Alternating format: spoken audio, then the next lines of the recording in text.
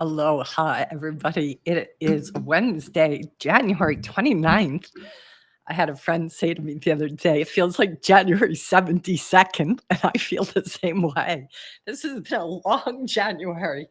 I hope everybody is alive and kicking out there. It's been a crazy week in the market, and it's only Wednesday. So, give me some updates on how all of you are doing. I would love to, right out of the gate, open up the coaching. These are best done when I have some people to coach. So let me know if anybody is going to volunteer today. I am going to give you this code that you can use to come into the coaching. So be sure to click that if you are ready for some live coaching.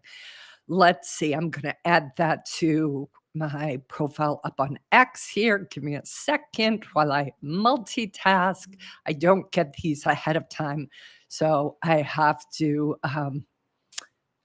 improvise in the heat of the moment. So to join and receive live coaching, click here. Okay. You guys who watch on YouTube should be able to see it in the comments. So I'm going to put it right there, and then you guys should be able to click on that and come right in. First, I would like to thank my sponsor, Opal Securities, for sponsoring these lives. I couldn't do it without them. So I wanted to just remind you guys that if you're really looking for a bespoke brokerage who has an incredibly competitive pricing, please send me a DM for me to make a personal introduction to them. I have a couple of topics to talk about today. But again, my hope is that we're going to get some people in here right away that want some speed coaching. That is the best use of your time if you are struggling with FOMO, if you're not cutting losses quick enough, if you find yourself, uh, you know, being gun shy and you're not sticking to your strategy and you're feeling like, just a little too nervous. Whatever it is you're struggling with, come into the coaching and let's tackle it together. That is what's really powerful about these, is that you guys will always discover that the things you're struggling with, very few are ever struggling on their own. You usually have so much company. And not that that helps you change, but how I think it helps you change is it helps you see that you're not such a weirdo, or that you're not somebody that is like the only one who's wrestling with X, Y, or Z. I think it can be a very isolating experience trading, and it can feel sometimes like you're the only one, everybody else gets it. And that's part of why I do these. I think it's important we normalize the challenges that are here. I remember reading that in Mike Bellafiore's book, One Good Trade. He was talking at length about, some of the most incredible traders he's worked with, and how these brilliant young, traders struggle still. He's like saying to us, the reader, please get that, people. Like, if these guys who are at the top of their game are struggling, then those who are not at the top of their game, of course, you're going to struggle. Like, part of being a trader. And I really love that he did that, because I think it also just helps traders. Your ability to get better, your ability to challenge yourself, your ability to up level isn't done, guys, with beating the hell out of yourself. I have to tell you that over and over and over again, because there are a lot of people who think the more punishing you are to yourself, that will help you excel. And I'm here to report, in the 18 years of coaching, C-suite level executives, billionaires, day traders, founders, vice presidents, it never works, because what you resist persists. So just think about that every time you find yourself behaving or operating in a way that is compromising or costing to you, and then you start to get angry at yourself, you start to use really bad self-talk against yourself and you start criticizing yourself, what you're doing is locking it in further because none of us are ever going to be able to transcend what costs us via shame. Shame is probably the reason you're doing this costly behavior in the first place. And to think that shame is what's going to help you come up and out of the hole when shame is what put you in the hole in the first place, metaphorically and sometimes financially, you have got another thing coming. That's why it's so important and why I do this work. I'm doing this work to try to tell you guys this shame, this way that you're criticizing yourself, the way you beat yourself up, it isn't working. It isn't working. I don't have to tell you. You know it's not working. But I'm trying to say you got to mix it up. You got to let go of the shame. And look, that's easier said than done. And that's why I'm a coach, because I am here to assist you. And that is where self sabotage comes from, guys. Self sabotage is happening because of shame. And that is what you need to work on first. Because if you don't get rid of the shame, if you're coming any place from this place of not feeling you are enough or that you're worthy already, you aren't going to be able to have a solid foundation to build the rest of your trading or investing or relationships in your life. And that's why it's of critical importance you start there. So, still looking for volunteers for the coaching. Feel free to raise your hand if you're coming in. Today was such a busy day. I never had a chance to even put up an announcement I was going to do this today. So just for those who are the regulars, I usually give you guys a nice heads up, but not today. It just couldn't happen. Didn't happen. Two things I want to talk about today, and these are very important, but I was very fortunate to do an X Space today with Grant Williams. Peter Atwater came in as a guest. I was hoping also Jawad Mian would be able to come in, but in the end, he wasn't able to. But here's what we talked about. And I would really recommend you go over to X and listen to the space. Of course, it's recorded. It probably was about 90 minutes, the space. I'm not sure. It was over an hour and a half. It was really quite robust. I was so impressed that Grant was able to stay so long. We're very fortunate to have him. 40-year veteran of the markets, started his career out as a trader for many years and then really began to become much more of an investor. And he talked today's X Space about those mindsets, the mindsets and what they require that are different. And he obviously works as a speaker. His the author of Things That Go He was one of the founders of Real Vision. So check him out if you don't know who he is. Grant Williams, you'll see his X Space on my profile today. But what I want you guys to listen to is what he talks about in one of his talks. He referenced that the talk itself is titled, "Who Are You?" And he said the reason he has the talk titled that way is because he wants, though he was speaking to investors, he was wanting them to take a really hard look at themselves, to really understand what is their motive for investing when they go to invest, when they go to do X, Y, or Z. If you don't have a sense of what motivation is afoot within you, you are potentially going to zig or zag inappropriately. And that, he feels, is very dangerous, not just to your investing account, but I would argue it would also be dangerous to your trading account. And I don't know that a lot of traders do this.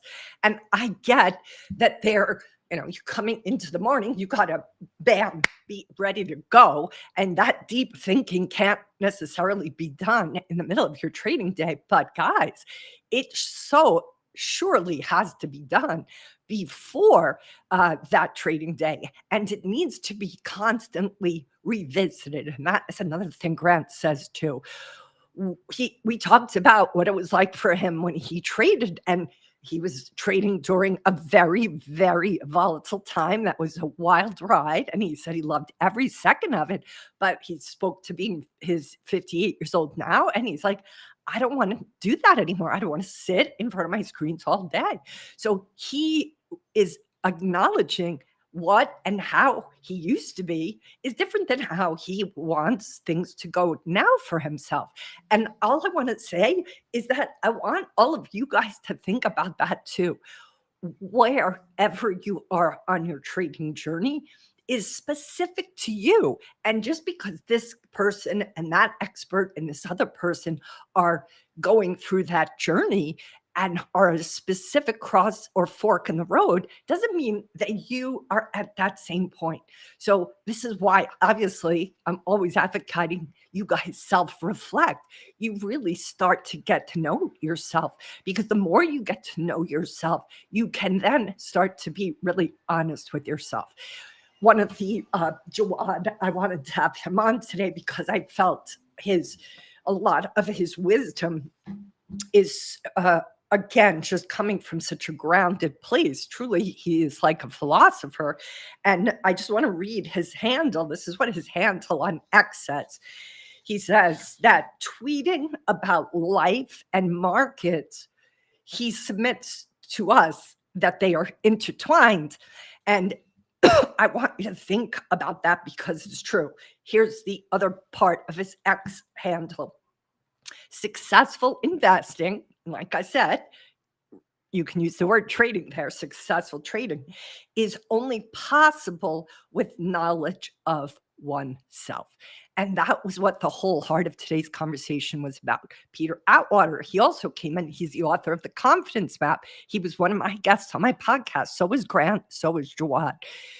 These are men who have been around the block in the markets for decades and have research and have evidence of how important self-awareness is, because you are not going to be able to be in whatever environment you're sitting in and be successful in it if you don't have a sense of you and what you're capable of, what your strengths are, what your comfort level is with risk, what your comfort level is with being wrong, with making mistakes. Why does FOMO happen all the time? Because a trader is thinking there's always something better on the other side of what they're currently doing.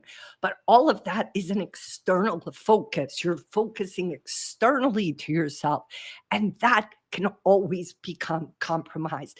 Whereas if that is coming from within, if you start to really get clear on knowing who you are, what triggers do you have? We all have triggers. You're not going to ever not have triggers, but do you even know what those triggers are? I remember one amazing trader in one of the group coachings that I had done a while back. He was racing in his trades. He was taking them a little too quick. And I took him outside of trading for a minute and I said to him, let me ask you a question. Do you speed? Are you a speeder?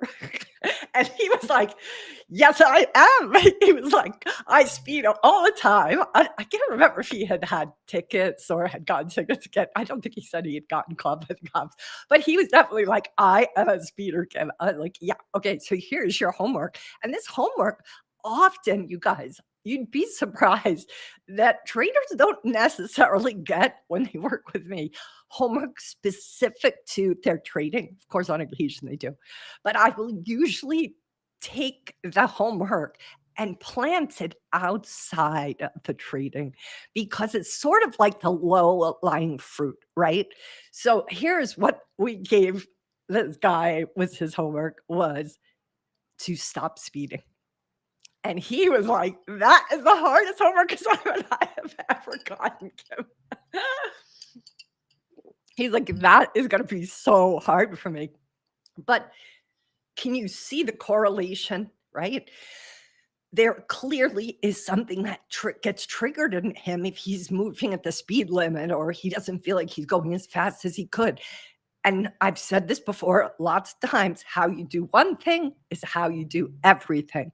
So we start in those places. But again, that comes from self knowledge, right?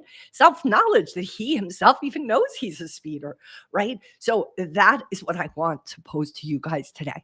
I want you to think about some of this wisdom that was shared in this X space. I want you to think about how well do you know yourself? Do you know what your triggers are? Do you know the places your trading account gets completely jacked up? Do you know what is afoot? The thing is, your ability to observe this, your ability to learn this is going to only go as deep as you can become neutral.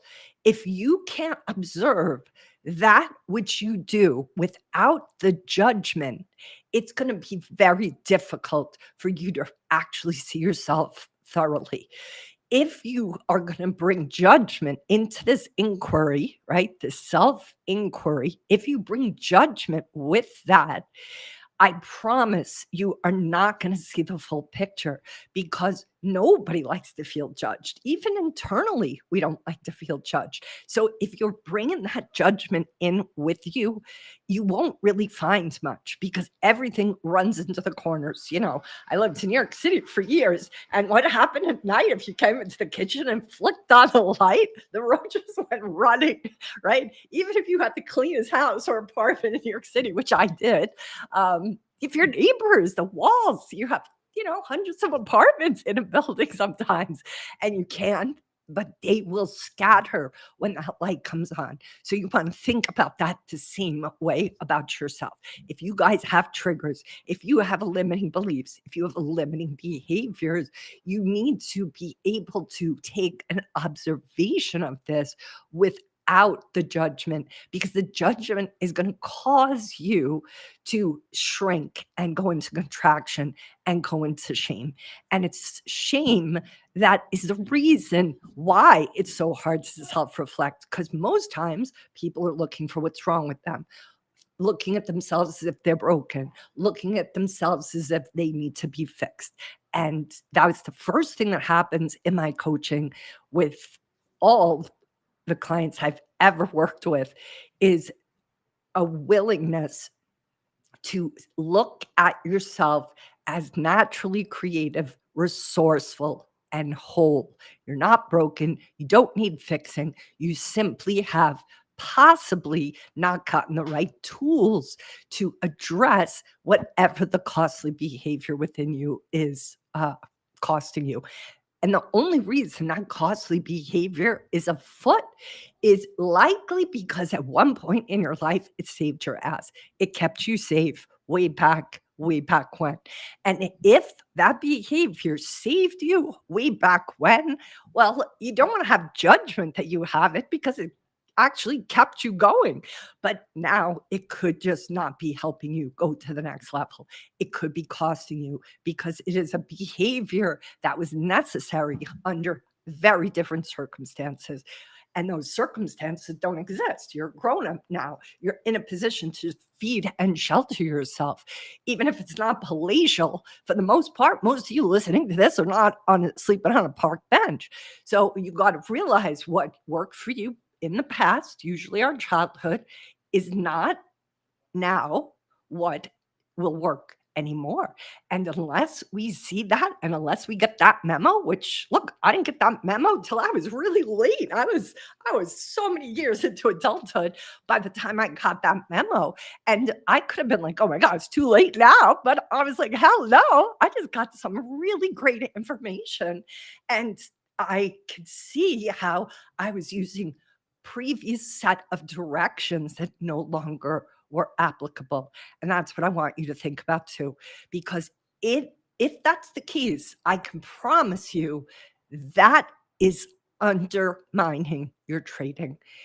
A lot of times traders are like, oh, no, no, no, Kim, that heat or fire under my feet is what makes me be this great worker. And I'm like, yeah, that is misinformation. That is like propaganda that your inner critic tells you to keep you on a tight leash. It isn't the truth. And I know that that might sound shocking to some of you, but I can promise you Shame is not a motivator to up level you. Shame is to keep you actually quite stuck. And I don't want to see that happen for anybody. All right. I'm not seeing anybody raise their hand for some coaching, which is too bad because I don't do this that often. All right. So, what else did I want to talk about today? I wanted to also suggest that if you're looking for an inner circle of traders to be with and to be coached and to become more self aware, then please send me a DM with the word coaching in it. And then we can talk about how you could work with me. Hi, Liz. So good to have you here. You certainly know you're welcome to come into the coaching if you want. You might not be able to, but I'm just making sure you're feeling welcome. All right. What else did I want to talk about? Now, it sounds like this topic is just for men, but it's actually not. Very thirsty today. Brian Johnson, which I'm sure many of you follow, the Don't Die, a gentleman who's speaking about different ways to kind of reverse engineer aging, just dropped today on X about a 20-minute video of him and his dad entering therapy together. So Brian has spoken a few times about the challenging relationship he had with his father growing up. And Tina, no, you're telling Liz to come on. You should come on, Tina. You crack me up. You should come on, Tina. You haven't come on in so long. She's a riot. You should both come on, for crying out loud. One of you or both of you come on, for crying out loud. But it's good to see you, Tina. I'm glad you're here.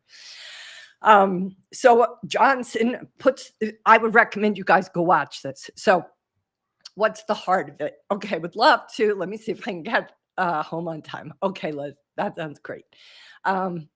So in this video, what we see is we get to, hear Brian talk a little bit about his childhood.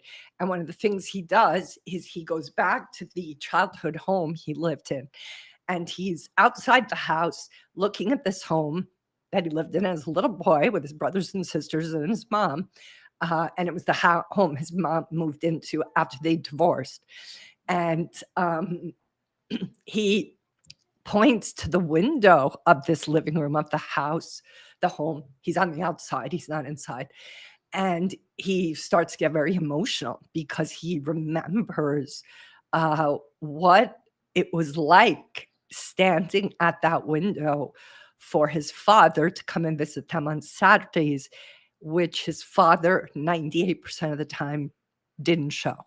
So there's this scene where Brian Johnson is talking about what it was. He said he used to get up. His dad was supposed to come at 9 a.m.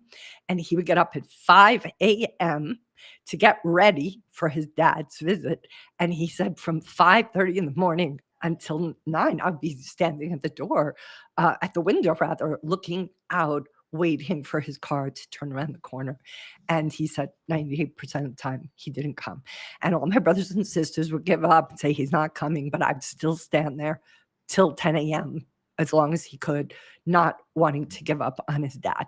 And he's very emotional while he's talking about this. And then goes on to let us see in this video clip this conversation with his father, who he has begun to reconcile with. And him and his father are having therapy basically on camera. There's a therapist who we don't see who poses some questions, but it is incredibly moving and incredibly healing. Now, it may just sound like, oh, well, that's just for guys with their dads. It isn't, guys, because women and our relationship to our fathers, that impacts us. Our relationship just to our mothers, they impact us. The reason I feel that this is so profound is, so obviously a lot of men in the trading space rarely will talk about the relationship they had with their father. And yet that is informing so much of how all of us operate.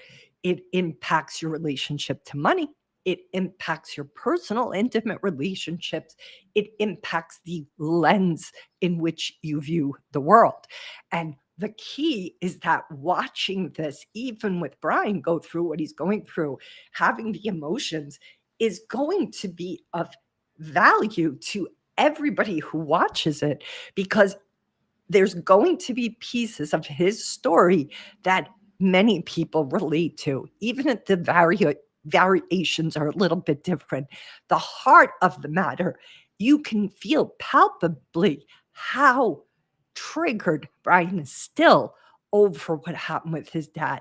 And he's, I don't remember how old he technically is, literally. I know he's trying to reverse engineer his age, but decades later, there's a grown man, very successful man, and the wound is still clearly there.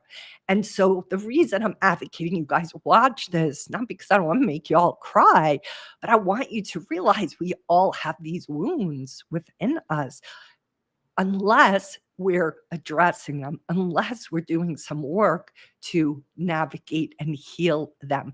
And if you aren't doing that, if you aren't spending some time healing them, then I can promise you they are invisibly driving you.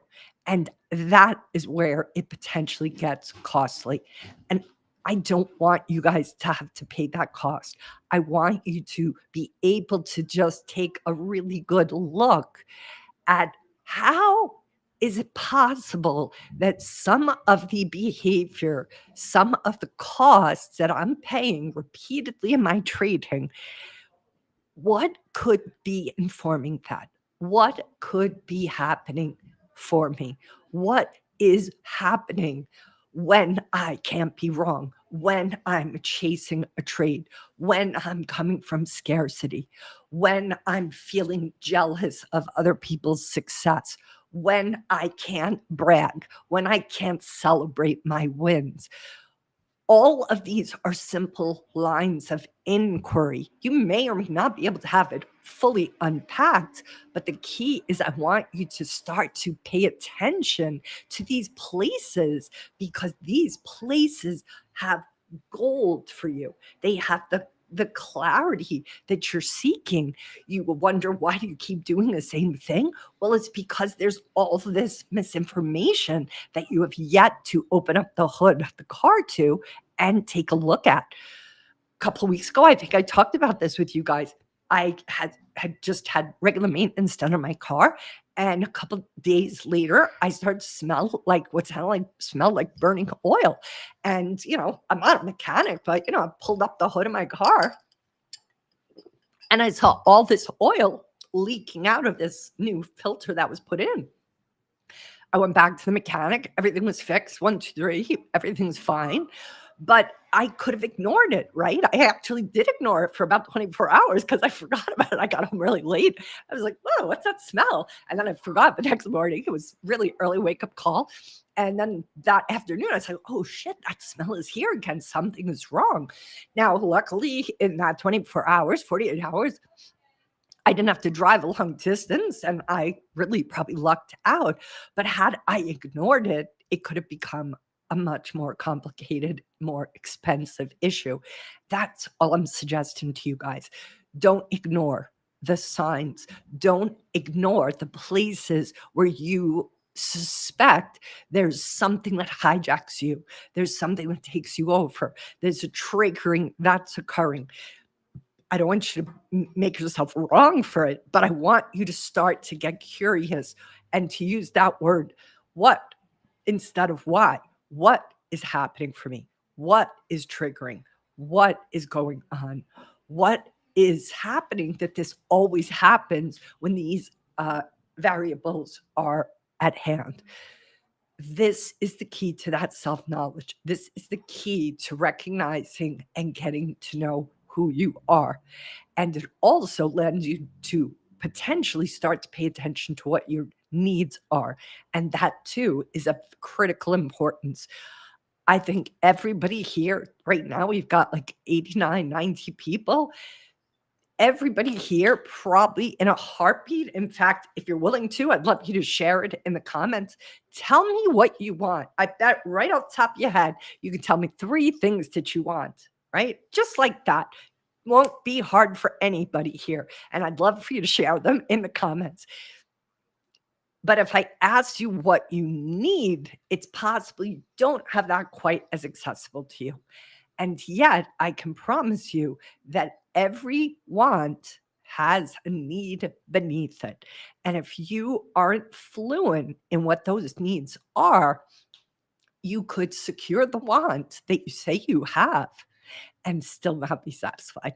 And that is what I've seen, obviously, with those who are very successful. Not everybody, but many of them.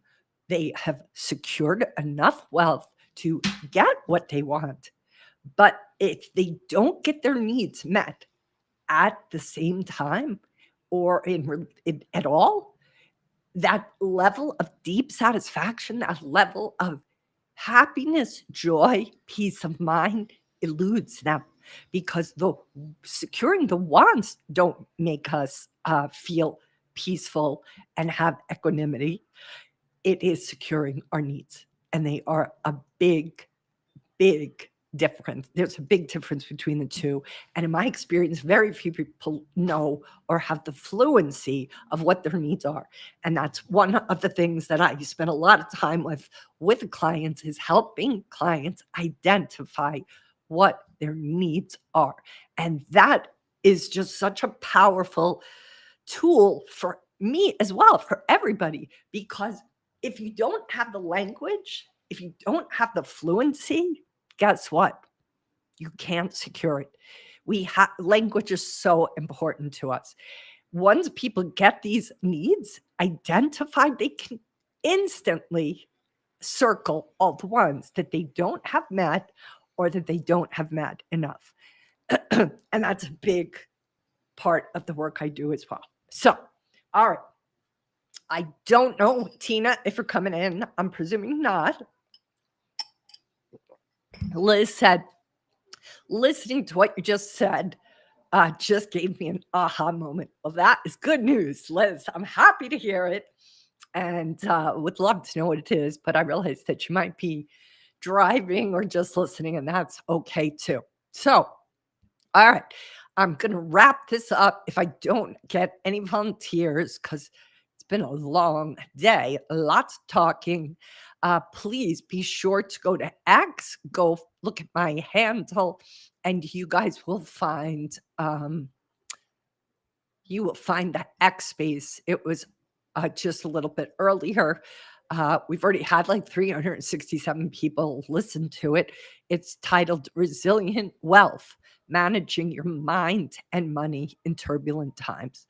A great conversation. And Pete Atwater was with us. Pete is the author of a book I've talked to you guys about. Obviously, I had Pete on my podcast. I'm going to grab it off my shelf here. His book is called The Confidence Map. And I can't say enough about this book, guys. You really do want to read it. Charting a path from chaos to clarity.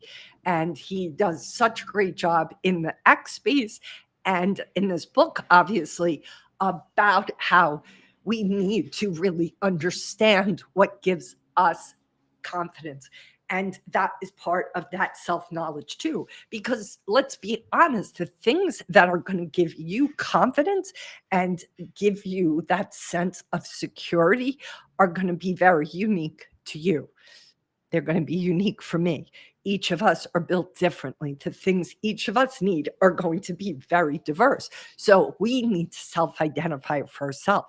That's part of why comparing can be so dangerous, because you are rarely, when you compare yourself to somebody else, or look at what he has, look at what she has, look at what they did, look what they have already accomplished, we aren't seeing the full picture. We don't have all the information. We don't have all the variables in front of us. We're presuming a lot. We're making a lot up.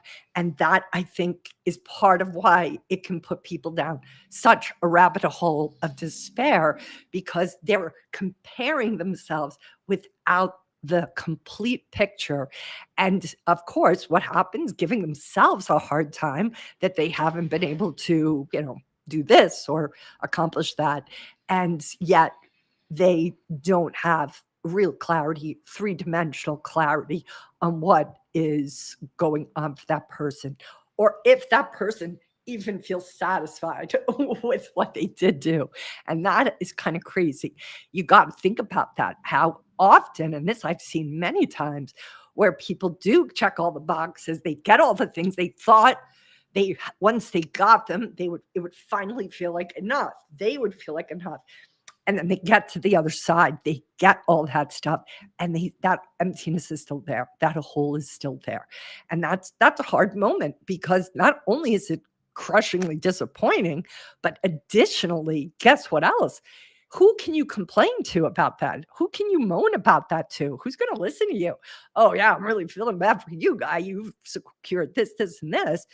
But honestly, it is a very difficult moment because that moment you're like, wow, and this JJ talks about, um, and we done X Spaces a long time ago, and he was on my podcast too.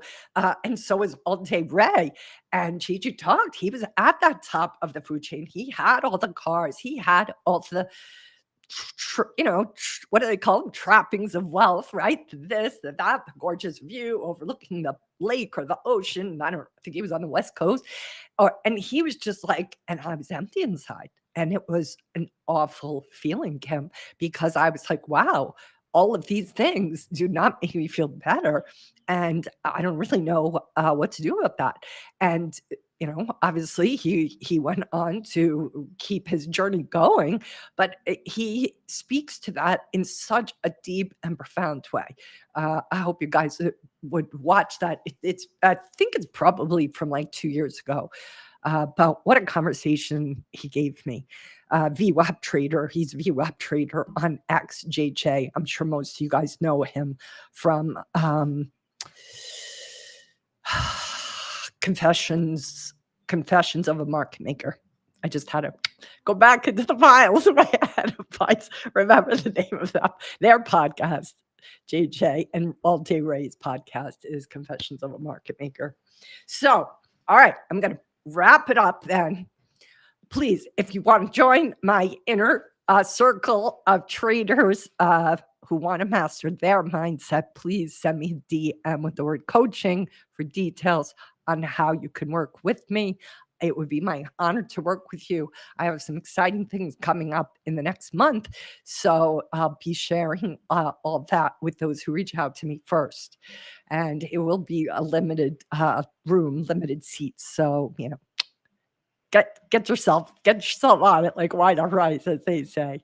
All right, my friends, so good to see you. So good to be here. So good to see some friendly faces and names in the house.